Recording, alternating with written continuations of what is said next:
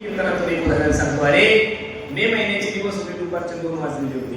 कडाडाचं ऊन पडलेलं होतं. 4-5 मुलं गल्लीत खेळत होते. पोराने आवाज दिला, आईने आवाज दिला, बाळ्या ए सोन्या, ऊन लागल माझ्या सावलीत ये. बाळ्या सांगतो, आई माझे 4-5 मित्र खेळतायत, मला एकट्याला कसं ऊन लागल. त्यावेळेस आईच्या मुखात ते उद्गार पहा किती गोडे. आई सांगते, बाळ्या त्यांना बघू दे, तू सावलीत ये. काय म्हणते आई? बाळ्या त्यांना बघू दे, तू सावलीत ये. महाराजांचं प्रमाण आहे, आपली आणि तो बाळावरी नव्हे वेडे होते का महाराज. बापन करी साधू संतांचे उपकार माणसावर मायबापापेक्षाही मोठे. एक मनुष्य तुकोबराकडे गेला, बाबा उपकार आहे, उपकार आहे, उपकार आहे, उपकार आहे. नेमके उपकार तरी काय आहे? ती गोड प्रमाण आहे. मजनी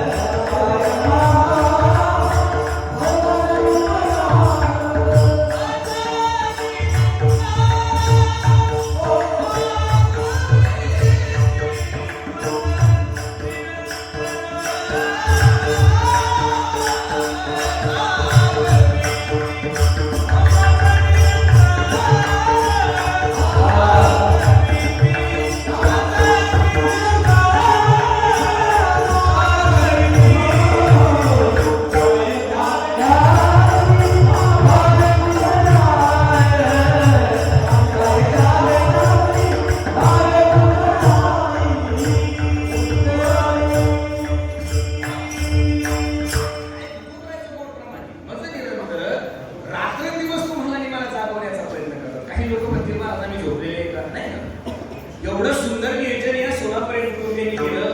एवढी गोड नाही सिस्टीम आहे, एवढे सुंदर गायक बोलवले, एवढं सुंदर वातावरण केलंय.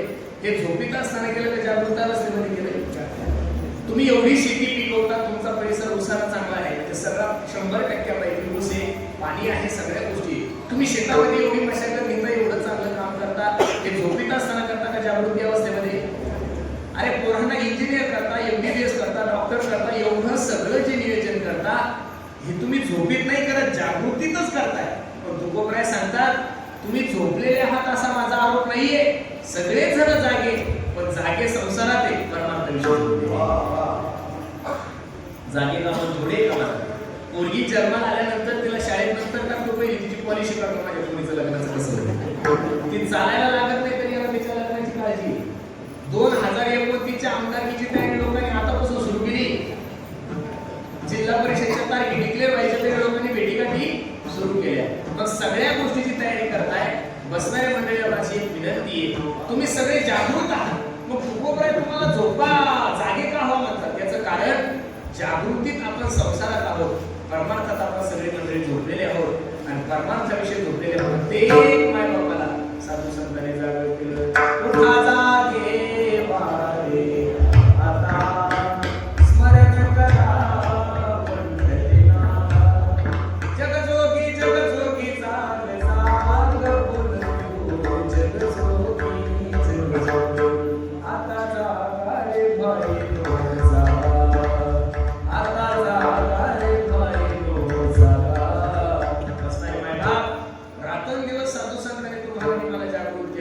माणसाच्या जीवनाचं इतिवृत्त मोहन कथमिदम जातम.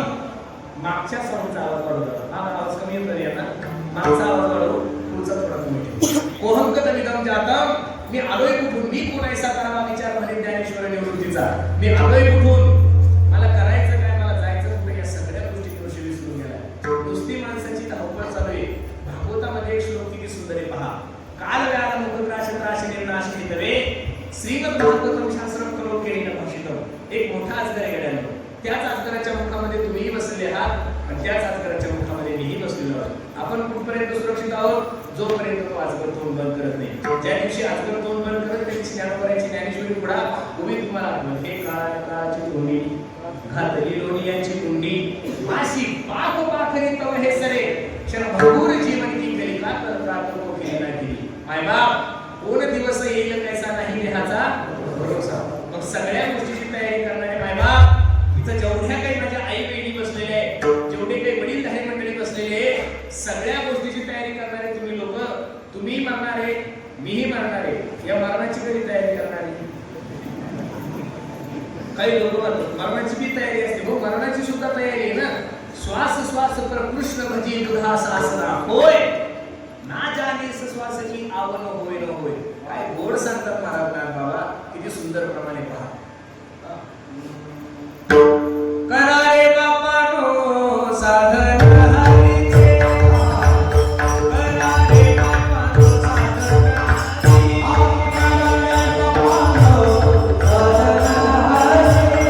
करारे बापानो साधन हरीचे, करारे बापानो साधन हरीचे,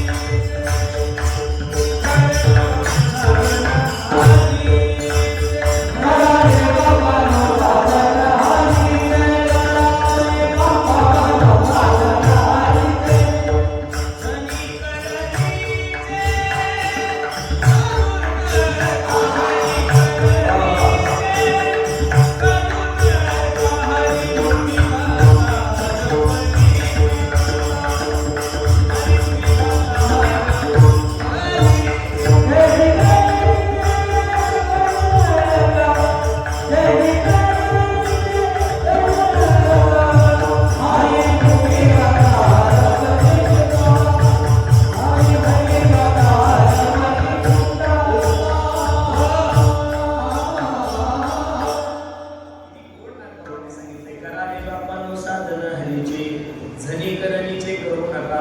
या प्रमाणाच्या पुढचं प्रमाण खूप सुंदर आहे.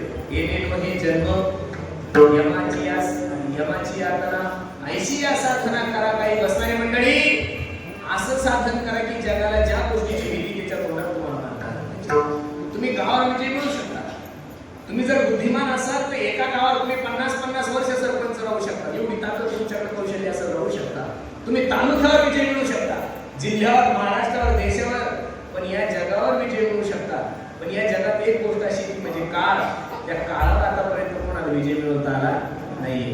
भीमा म्हणून एक वाक्य बोलू का महाराज? या जगात सगळ्यात इमानदार माणूस जर कोण असेल तर काळ आहे महाराज. तुम्हाला समाज का सगळं जग मॅनेज झालं पण ते काही विचारातून मॅनेज झालं. गाडीत बसणारे मॅनेज झाले, महाराज लोक मॅनेज झाले, सगळे मॅनेज केले या पुढाऱ्यांनी. पण अजून यम कोणाच्या बापाकडून मॅनेज झाला. आणि बसणारे मायबाप लिहून ठेवा वाक्य माझं हृदयावर. ज्या दिवशी यम मॅनेज होईल ना त्या दिवशी आपल्यासारखे गरीबच म्हणतील मोठे मोठे बोगी मारणार. यम नेण्यासाठी आला की ते चेक काढून देतील. जेवढी अमाऊंट टाकायची तेवढी टाकते. आताच निवडून आलो 5 वर्ष माझ्या गावात येऊ. महाराज असा जो यम आहे त्या यमाच्या थोबडी जर मारायची असं तुका म्हणजे काळा हाना तोडा. पण त्याच्यासाठी काय करावं लागेल? सर्व साधू संतांनी तुम्हाला आणि मला जागृत करण्याचा प्रयत्न केला. काय तू करायचं बोलप्रमाणे तुका म्हणे इह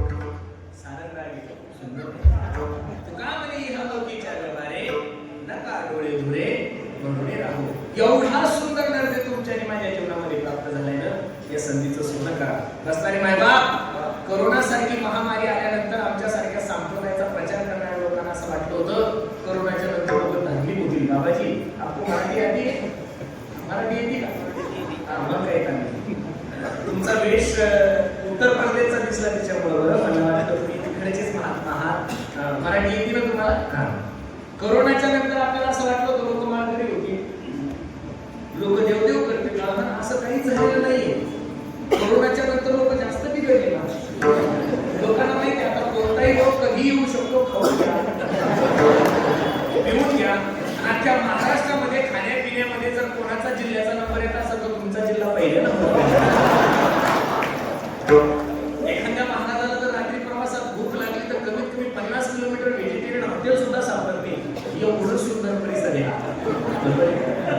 इकडची भाषा सुद्धा मध्ये आलो आता मला तर एवढी कधी कधी मला शंका आहे, एवढं तुम्ही बोलता कडक, एवढं सगळं करता, पांडुरंग परमात्मा कसा तुमच्या जिल्ह्यात राहिला? एवढा गोड माणूस तुमच्या जिल्ह्यात कसा टिकला? ठीक आहे, बरोबर आहे का नाही? पण खरं सांगू का, कोल्हा सोलापूरचे लोक बोलायला जरी कडक असेल पण सोलापूरचे लोक खूप चांगले. म्हणून आम्ही एवढीच विनंती करायची तुम्हाला, कुठून आलोय, काय करायचं, जायचं, तुला सगळ्या गोष्टी विसरून गेलाय. माणसाची धावपळ चालू, सर्व सुखाची आशा यांना गेला, क्षण एकमुक्ती यज्ञ नाही केला, खिडता दिशाशी नव्हता माया गोष्टीला जीव माझा. आलोय कुठून, करायचं काय, जायचं कुठं, सगळ्या गोष्टी विसरून गेलो, फक्त धावपळ चालू आहे. आणि ज्यावेळेस नाथ महाराजांनी तुमच्या माझ्यावर पाहिलं, हे बाबांनो, संसार करू नका असं नाहीये, संसारी असावे असोनी संसार करू. जगातल्या संप्रदायातल्या कोणत्याच साधूने तुम्हाला संसाराचा त्याग नाही करायचा सांगितला. संसारातच राहा, पण संसारात राहत असताना कमळासारखं राहा. मंडळी, कमळाचा एक चांगला गुण सांगतो आणि कमळाचा एक वाईट गुण सांगतो. कमळ कधी चांगल्या पाण्यात उगवत नाही, हा कमळाचा वाईट गुण आहे. कमळ हे कधी चांगल्या पाण्यात उगवत नाही, हा कमळाचा वाईट गुण आहे. आणि कमळाचा चांगला गुण सांगू का, कमळ घाणीत उगवतं पण घाणीचा एक शिंतोडा सुद्धा स्वतःच्या अंगाला घेते, हा कमळाचा चांगला गुण. म्हणून कमळासारखं राहा, संसारी असावे असोनी नसावे. जे चाललंय ते भगवंताच्या सत्तेनं चाललंय असं समजा. अरे गवळणींनी घर नाही सोडलं रे, गवळणींनी स्वधर्माचा त्याग नाही केला. गवळणीला नवरा होता, पोरं होते, सासू सासरे सगळे काही होते. गवळणीचा धंदा सुद्धा दैवाचा होता, पण भगवंताचं चिंतन अंतकरणात सोडलं नाही. आता हरी बाहेर हरी, हरीने घरी कोणी येणे. मथुरेला जर गेल्या ना तरी तूप कोणी घेऊन तर डोक्यावर जाईल तू तूप राहायचं, पण भगवंताचं भजन श्रीकृष्ण गोविंद हरे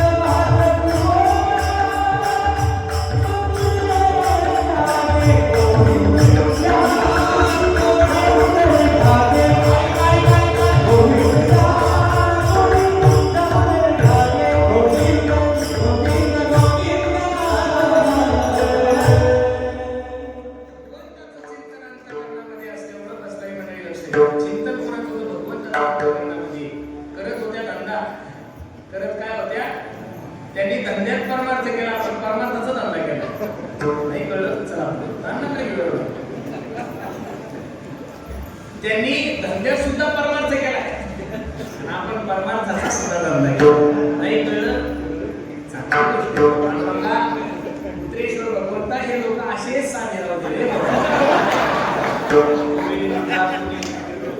दामोदर खागे तब तब हा सती मथुरेच्या माया हो. एक छोटासा प्रश्न तुम्हाला करायचा आहे. उद्या एखादी माय माऊली तुमच्या गल्लीमध्ये आली, तिच्या डोक्यावर बटाटे वांगे कांदे आहे आणि तुमच्याकडे पाहून जर ती म्हणली विठ्ठल घ्या कोणी पांडुरंग घ्या असं जर म्हणले तर तुम्ही काय विचार करसाल माया हो? तुम्ही एवढाच विचार करसाल बाई नक्की या पुरीच्या गोळ्या संपलेल्या ती मेंटल झाली. गोवळणी ज्या वेळेस म्हणायच्या गोविंद कोणी त्यावेळेस लोकांची प्रतिक्रिया तब तब हासती मथुरेच्या गे गोविंद कोणी निराश व्हायच्या गवळणी. त्यावेळेस निराश झालेल्या गवळणीला तू गोवळ्याने सांगायचं तू का म्हणे हासे जग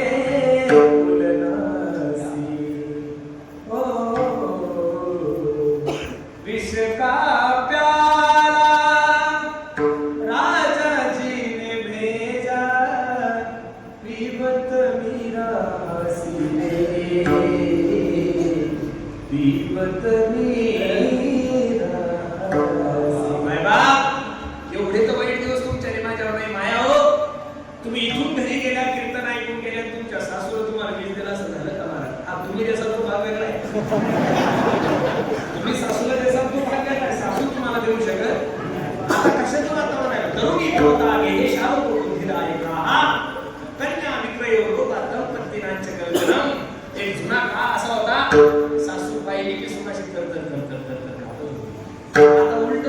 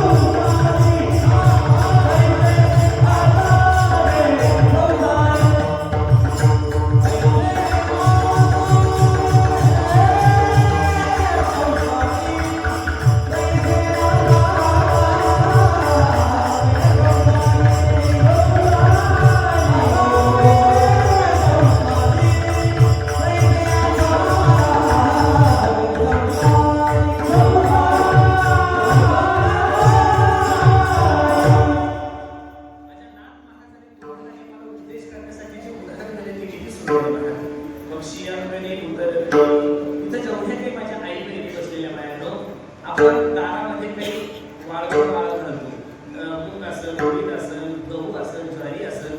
मग मला एक छोटासा प्रश्न तुम्हाला समन्वय करायचा आहे. एखादा पक्षी आला, त्याच्या पोटाला जेवढं लागतं तेवढं तो धान्य खातो आणि तो निघून जातो. आतापर्यंत या महाराष्ट्रामध्ये एखाद्या पक्षाने एवढी केलेली पाहिजे का? एखाद्या पक्षाने 2-4 फ्लॅट घेतलेले पाहिजे का आपल्या लेकरासाठी? नाही. बरं चला, एखाद्या पक्षाने कधी हेल्थ इन्शुरन्स काढलेलं पाहिजे? नाही. बरं, भारतीय जीवन विमा निगम पॉलिसी एखादी पॉलिसी पुरीच्या लग्नासाठी पक्षाने ना, मग पक्षी जर त्याचा विचार करत नाही तर आपल्यासारख्या लोकांनी काय विचार करावा? आपण तो किती विचार करतोय महाराज. अरे माझी सर्वांना विनंती आहे, एका मोठ्या माणसाच्या मुखातलं वाक्य सांगतो बड्यानो, उद्याचा विचार करून आजची रात्र वाया घालणारा जगातला सगळ्यात मोठा माणूस आहे. नियोजन करू नये असं नाहीये, पण नियोजन कशाचं करावं? शाश्वत गोष्टीचं नियोजन करावं, अशाश्वत गोष्टीचं काय नियोजन करायचं महाराज? अरे तुमच्या देहाचा भरोसाच नाहीये तर तुम्ही नियोजन कशाचं करणार? बरोबर आहे. कोणता दिवस माणसाच्या जीवनामध्ये कधी येईल सांगता येत बसणारी मंडळी. देऊन ठेवा माझं एक वाक्य, पूर्वी माणसं मरण्यासाठी म्हातारा व्हावं लागत होतं, आता म्हातारा व्हायची गरज नाही तुम्हाला. जे जुने म्हातारे दिसतात या कीर्तनाला बसलेल्या म्हाताऱ्या पाहून घ्या, त्यांचे फोटो काढून ठेवा, कारण आपण म्हातारे होणार नाही आता.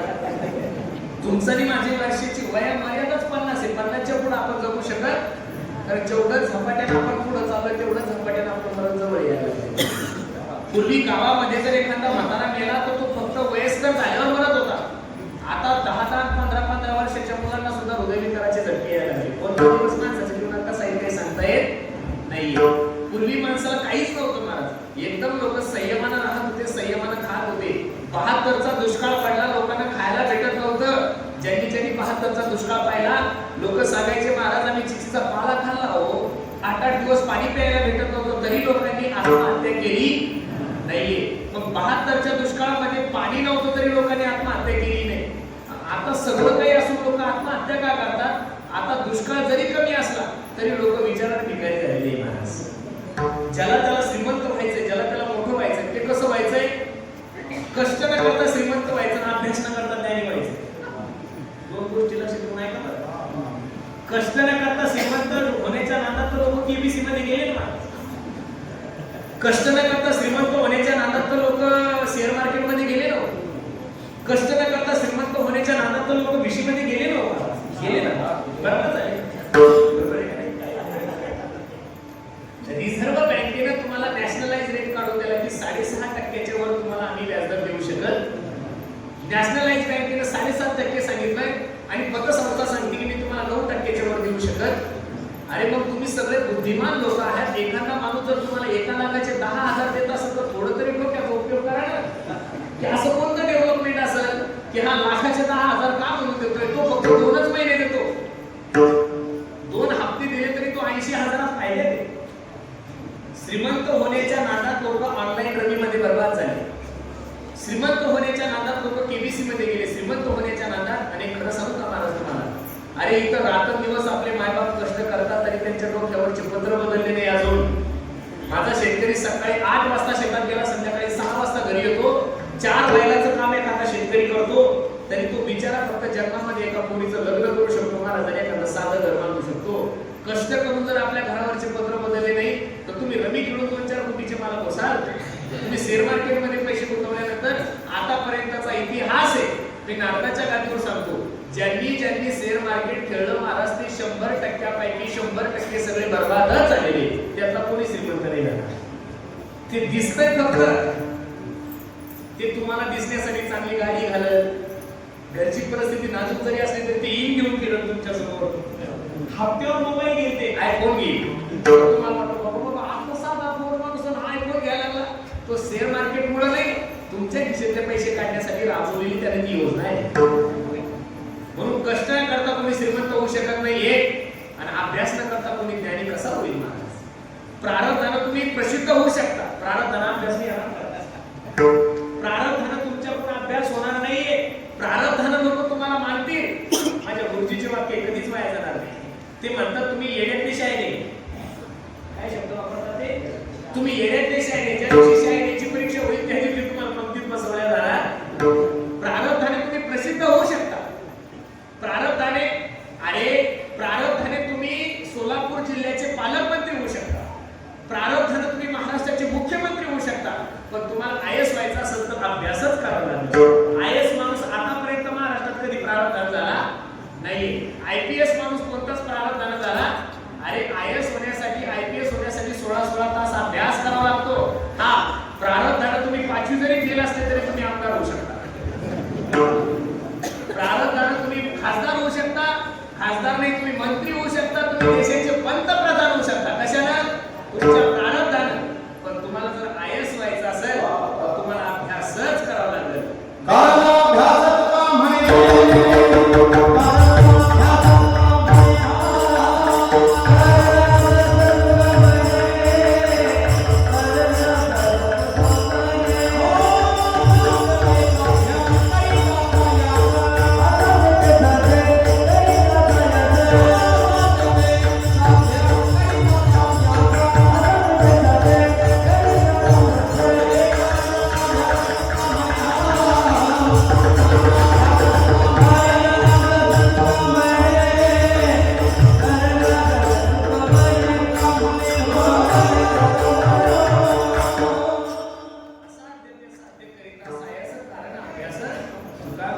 म्हणून 2 गोष्टी लिहून ठेवा गड्यांनो. नको त्या गोष्टीसाठी जास्त वेळ वाया नका घालवू. संसाराचं कधी सुटलं नाही सुटवण्याच्या भानगडीत पडू नका. 2 वेळ नाव करायचं सांगतो. बा दुःखाचे केले सुधरे, जेत मरणाचे घरे लुटले, ते हे मृत्यू लोकीची कडे वेळे येणे, मृत्यू लोकी सुखाची कहाणी, ऐकीचे लकवनाचे सवनी, कैसे सुख निद्रा अंतरोनी करा.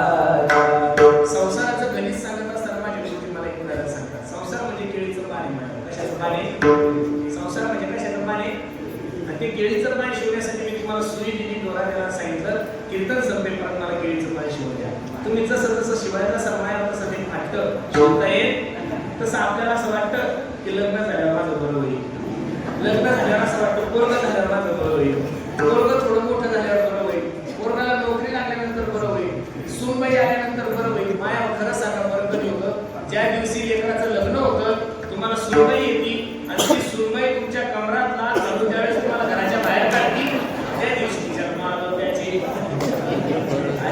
झाले. संसारामध्ये बरं होण्याची अपेक्षा करूच नका. संसारामध्ये अरे सगळ्यांचे प्रमाण पाहते, दुःख बांधवडी आहे हा संसार. सुखाचा विचार सुख पाहता जबाबकडे दुःख. मग संसाराचं गणित जर सुटत नाही तर सोडवण्याचे प्रयत्न केले नाही का? केले ना महाराज. कोणाचे परिपूर्ण नाही झाले. आज मेला पंच मेला बाप मसना गेला, आज मेला पंच मेला बाप मसना गेला, देखत देखत ना तू बंधू तोही तैसा झाला, उठा उठा जागा पाठी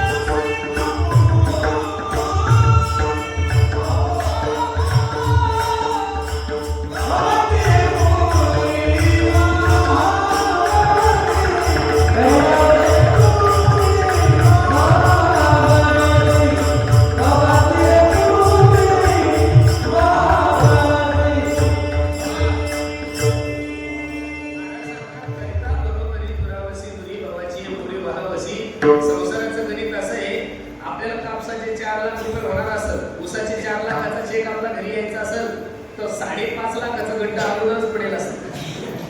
ते गड्डा भरून 1.5 लाख परत कर्ज होतं. संसाराचं गणित सुटलं नाही. मग महाराज संसारात राहत असताना नाथबाबा सांगतात, पक्षी अंगणी उतरली जे काढून कोणी राहते. जसं पक्षाचं खाद्य झालं की तो सगळं उडून जातो, तसं एक दिवस तुम्हाला या संसारातून समुद्रातून जायचंय. फक्त पक्षाचा आदर्श घ्या, संसारात राहा, पण राहा कोणपर्यंत? जोपर्यंत तुमच्या प्रारब्धाची दोरी तुटत नाही. अभंगाचं दुसरं चरण.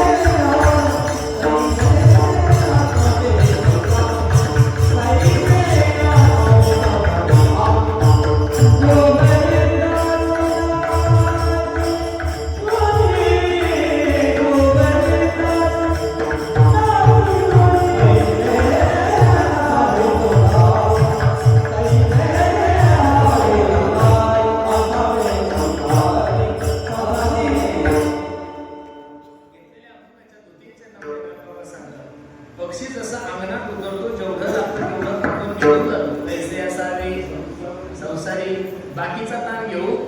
माझ्या नातवाचं कसं होईल ना, ताण नको घेऊ, तू टेन्शन घेऊ, तू तुझं पाय.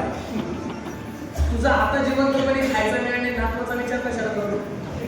अजिबात करू नको घेऊ. पैसे असावे संसारी जो बरी प्राचीनाची.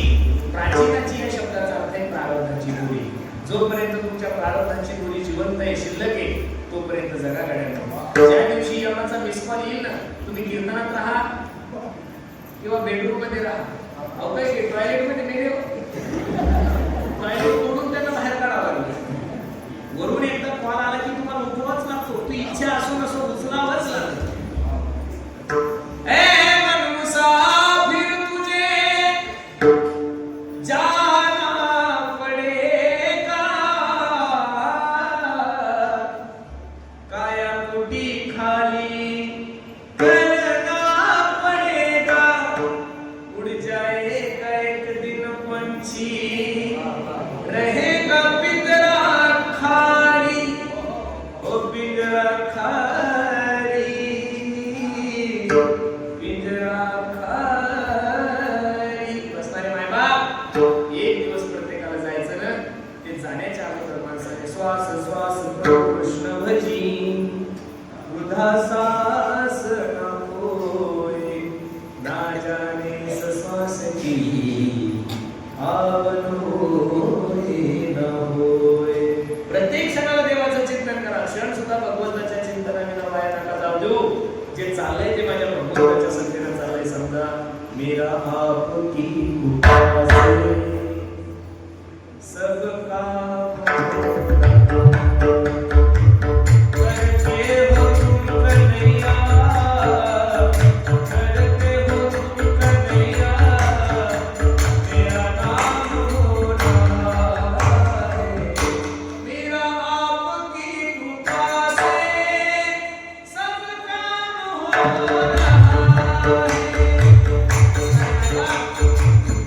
पतवार के बिना ही मेरी नाव चल रही है, हैरान है जमाना.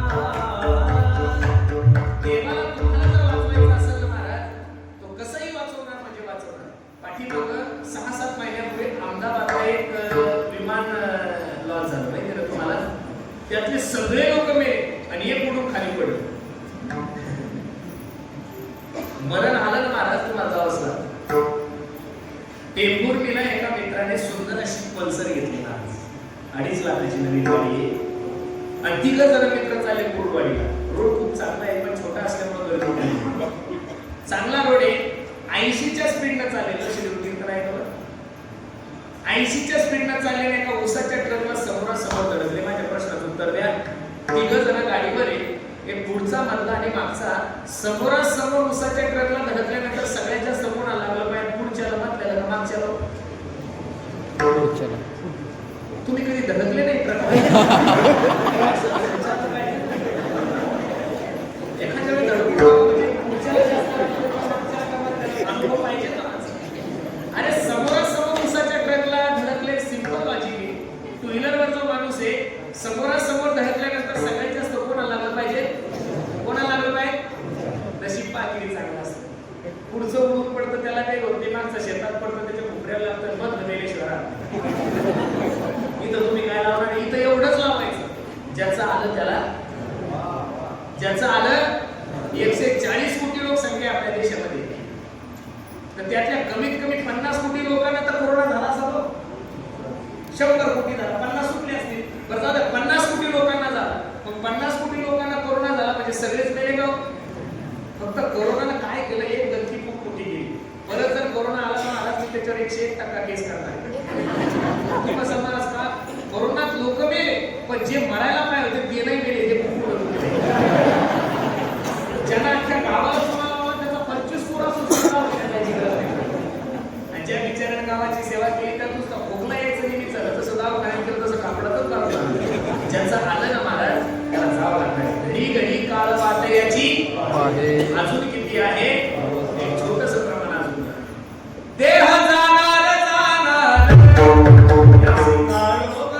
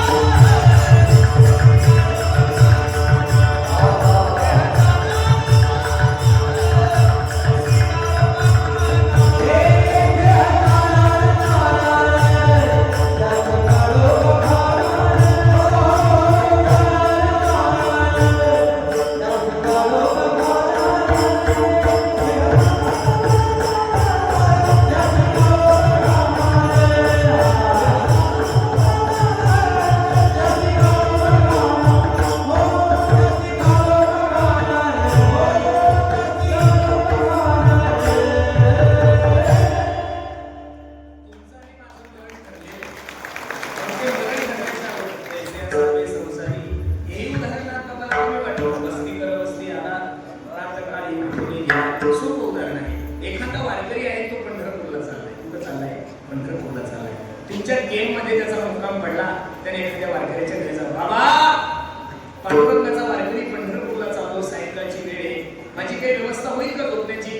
ते म्हणते काळजी करू नका, आमचं सुंदर वस्तीमध्ये तुम्ही काय करा, आराम करा. बाबा काय करू जेवण्यासाठी? सुंदर असं जेवण केलं. वस्तीवर तो निवांत झोपला. दिवसभर चालल्यामुळे लगेच झोप लागली. सकाळी 4 वाजता उठला, स्नान केला आणि तो पंढरपूरच्या वाटेला. ज्यानं त्याला झोपण्यासाठी जागा दिली त्या वस्तीकराने असा विचार केला का हे घर माझ्या मालकीचं आहे, हे माझं आहे. जसं वस्तीकर वस्ती आला प्रातःकाळी उठून तैसे असावे संसारी. जसं तुम्हाला एक दिवस जाणे तुम्ही टेंभुर्णीच्या गाडीत बसले, कुरुडवाडी टेंभुर्णीला सोलापूरला जायचं किंवा पंढरपूरला जायचं. सोलापूरला निघाल्यानंतर रस्त्यात मोहोळ लागलं का नाही?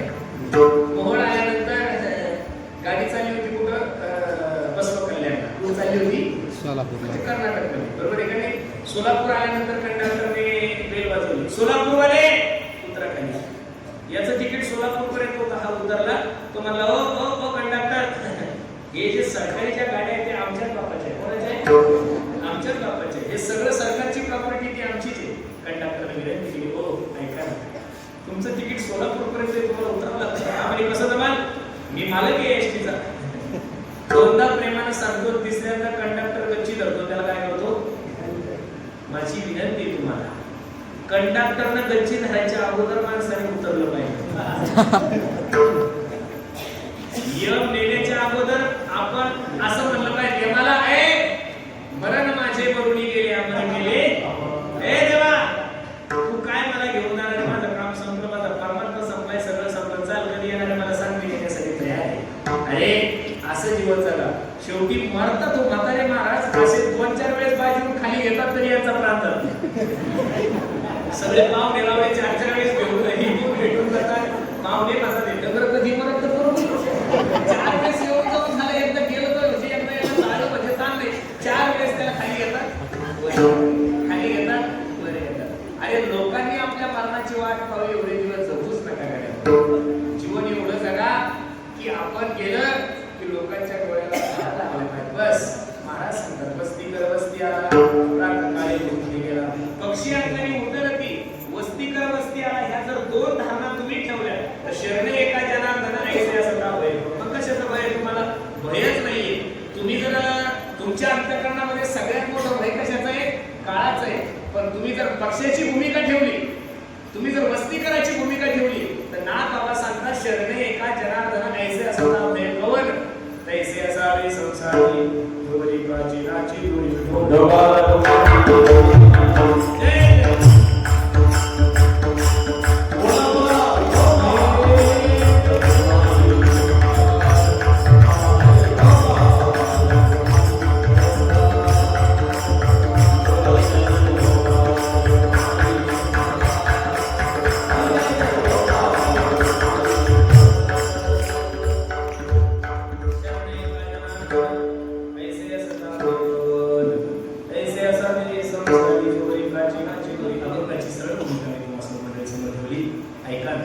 वैकुंठवासी आमचे बाळासाहेब भाऊ महादेव सोलापुरे यांच्या द्वितीय पुण्यस्मरणानिमित्त आमच्या शिवकुमार दादाने आणि आमच्या ओंकार भैयाने दोन्ही नाव भगवंताचे छे.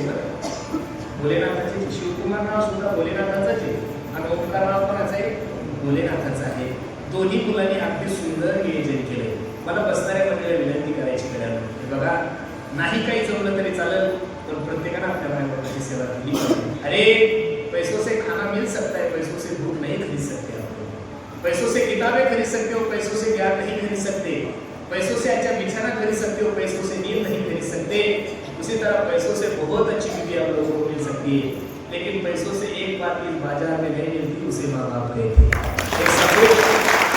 ज्या दिवशी तुमच्या जीवनातली माय राहील त्या दिवशी समजून चला की तुमच्या जीवनात सगळं प्रेम केलं, आणि ज्या दिवशी तुमच्या जीवनातला बाप जाईल त्या दिवशी समजून चला की माझ्या जीवनाचा आधार बन गेला.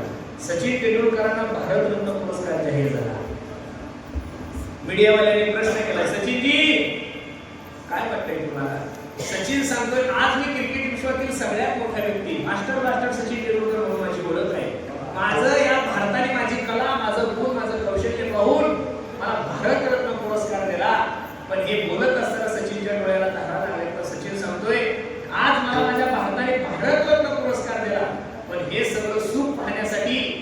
माझे वडील रमेश तेंडुलकर जिवंत असताना मला अजून बरं वाटलं असतं. अरे ज्या दिवशी बाप जाईल ना त्या दिवशी निश्चित पुरुष पोरगा होतो.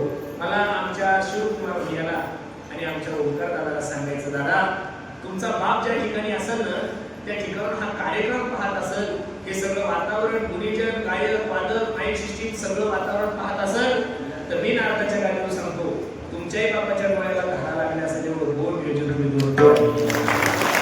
अरे ज्या देशामध्ये मातृदेव म्हणलं जातं, ज्या देशामध्ये पितृदेव म्हणलं जातं, त्या देशामध्ये दररोज एका वृद्ध समाजाचा जन्म होतो. म्हणजे कुठं तरी आपण आत्मपरीक्षण केलं पाहिजे. म्हणून खूप सुंदर नियोजन तुम्ही सर्व केले. मला खूप आनंद वाटतोय. बराचसा तरुण वर्ग कार्यक्रमासाठी उपस्थित आहे. सोलापूर जिल्हा आहे का तुमचा? तालुका कोणता आहे? करमाळा तालुका आहे. सोलापूर जिल्हा आहे. कमीत कमी 70 ते 75% ऊसाचं उत्पन्न घेणारे तुम्ही मंडळी आहे. तरुण पोरांना माझी विनंती, पोरांनो आपण शेती खूप चांगल्या प्रकारे करतो, पाणीही खूप आहे, फक्त शेतीमध्ये थोडं डेव्हलप करायला शिका. मी सांगली जिल्ह्यामध्ये राजेवाडी म्हणून एक गाव आहे, आटपाडी तालुका, तिथं माझे एक मित्र आहे, त्यांचं नाव आहे सुभाष सातपुते. आता काही दिवसापूर्वी मी त्यांच्याकडे गेला असताना कधीतरी तुम्ही एखाद्या वेळेचा सोलापूरमध्येच एक गाव आहे, त्या गावाचं नाव आहे इटकी. एकदम माळ रानावर त्या व्यक्तीने 40 एकर AI पद्धतीने ऊस लावलाय. किती एकर? 40 एकर. ज्यावेळेस तो माळ तोडत होते तर सगळं गाव त्यांच्याकडे पाहून हसत होते. हा पोरगा का वेडा झालाय का काय झाला काही कळत नाही. माळ खणतोय आणि माळामध्ये ऊस लावायचे स्वप्न पाहतोय. मला तरी असं वाटतं महाराष्ट्रामध्ये सर्वात मोठा दुष्काळी तालुका जर कोणता असेल तर आटपाडी महाराज. आणि खरं सांगू एका गरीब कुटुंबामधून जन्माला आलेला सुभाष नावाचा सातपुते नावाचा मुलगा, मला सांगायला स्वाभिमान वाटतो. माझा खूप चांगले मित्र आहे ते. पण एका गरीब कुटुंबामध्ये संघर्ष करून जन्माला आलेला मुलगा कधीच तो आपल्या गरिबीसाठी लाजला नाही. एक शेतकऱ्याचा मुलगा, अरे पैसा असल्यानंतर तर शेतकरी सगळेच करतील, पण पैसा नसताना सुद्धा 40 एकर मध्ये या पद्धतीने ऊस लावलाय. आणि तुम्हाला सांगू का महाराज, आनंदाची गोष्ट सांगतोय, एका एकराला कमीत कमी 100 टन ऊस होईल असं त्याचं टार्गेट आहे. माझी विनंती करायला कधीतरी आपणही असं थोडंफार AI पद्धतीनं याचे फोटो त्याच्यासोबत जोडण्यापेक्षा AI पद्धतीनं लोक ऊस कसं लावतात याचाही तुम्ही आपण अभ्यास केला पाहिजे. AI पद्धतीनं लोक डाळिंब कसं लावतात याचाही आपण अभ्यास केला पाहिजे.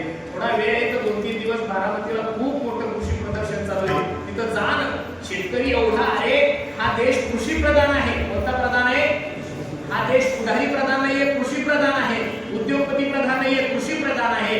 पण जगात कोरोनाच्या काळामध्ये बिल्डर थांबले होते, हॉटेल थांबले होते, व्यावसायिक थांबले होते, सगळं जग थांबलं होतं. फिल्म सिटी थांबली, कीर्तन थांबले, भागवत थांबले, मंदिरं बंद झाले. पण कोरोनाच्या काळामध्ये माझा शेतकरी थांबला नव्हता. तर या विश्वाचा पोषिता शेतकरी आहे. माझी विनंती आहे, माझ्या मित्र आहे सुभाष भाऊ सातपुते, माझी विनंती आहे, खूप गरीब कुटुंब आहे हो.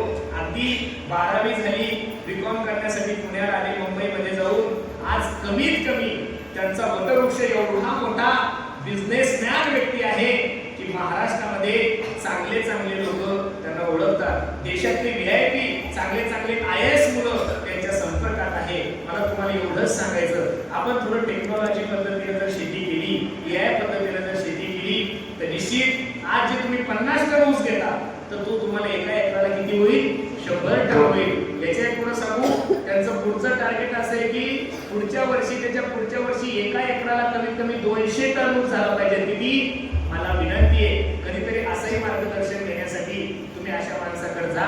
अरे तिरुपतीला जाण्यापेक्षा, उज्जैनला जाण्यापेक्षा, इकडं तिकडं गोव्याला फिरण्यापेक्षा अशा एखाद्या चांगल्या कर्तबगार मुलापाशी जा. आणि एवढं सुंदर आहे, मी खरं सांगू का, मी अनेक लोक पाहिले, पण एवढा मोठा कोट्याधीश असणारा माणूस अजून त्यानं आपली माती सोडली नाही. अजून तो आपल्या मातीतच आहे. गावात जर गेलं तर कोणी म्हणणार नाही की हा कोट्याधीश माणूस आहे. पण मी स्वतः आमच्या मित्राचं सगळं वैभव पाहिलं. पण एवढं वैभव असून सुद्धा आटपाडी तालुक्यामध्ये राजेवाडी एकदम छोट्या कुटुंबामध्ये जन्माला आला मुलगा, पण आज इटकी या गावामध्ये माळ रानाच्या शेतामध्ये 40 एकर ऊस या पद्धतीने लावला. त्यांनी ऊस लावल्यापासून 4 लाख रुपये जी जमीन भेटत होती ती आता 20 लाख रुपयाला झाली. किती? 20 लाख रुपयानं. कधीतरी आमच्या मित्राला भेटा, निश्चित ते तुम्हाला चांगलं मार्गदर्शन करतील. तरुणांना माझी विनंती आहे, जीवनामध्ये व्यसन नका करू, देशाविषयी धर्माविषयी स्वाभिमान बाळगा आणि प्रत्येकानं आपल्या मायबापाची सेवा करावी हेही सांगतो. आई माझी मायेचा सागर दिला तिने जीवनाला आकार, तळपत्या उन्हात आणि रखरखत्या रानात राहिली समाजासाठी तू ग कष्टाच्या घामात. कधी मिळेल मुठभर घास, कधी घडेल तिला उपवास, ओल्या मातीतून चालताना तुडविले काट्याचे फास. आई माझी मायेचा सागर दिला तिने जीवनाला आकार. प्रत्येकाला आपल्या बाळासाहेब महादेव सुलापुरे यांच्या तृतीय पुण्यस्मरणानिमित्त आपल्या शिवकुमार भैयाने आमच्या ओंकार भैयाने आपलं सुंदर निवेदन केलं. त्यामध्ये आज आवर्जून उपस्थित असणारे अख्खा महाराष्ट्र त्यांच्या